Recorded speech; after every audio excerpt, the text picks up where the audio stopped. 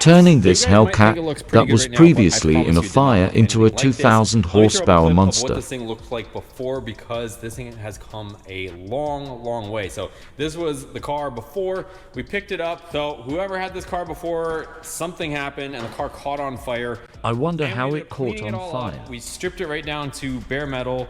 We epoxy primered it, cleaned everything, degreased it, and then we painted it. And now this is how you guys see it today. So That paint looks it is good on all Challengers. cleaned inside. We got our buddy Brett here. He's gonna light it up because the paint is so much better now. So it is pretty much ready to go.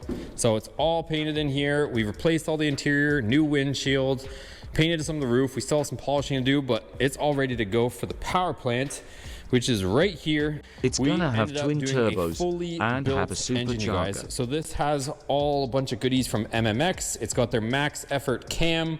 We've got MMX CNC ported heads. We also have Molly pistons. We've got Molnar rods in here. So everything has been gone through. It also has race bearings, ARP main studs, ARP head studs. All the hardware has been upgraded. So this thing is going to take a bunch of boost. Also, our boys over at FAS Motorsport, they're putting a billet bearing plate on our 2.4 blower, and they are porting our snout, and then we're ultimately going to be putting a larger blower on here. So we've got our exhaust over there.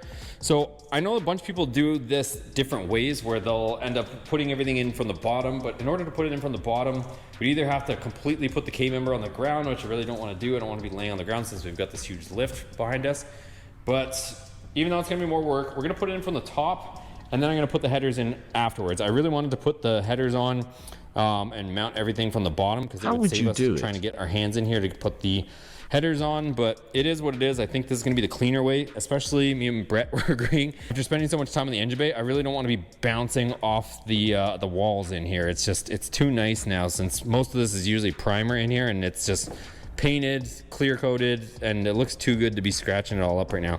So what we're going to do right now, the front clip is just barely hanging on. I just have a few fasteners on it. We're going to pull the front bumper, pull the headlights.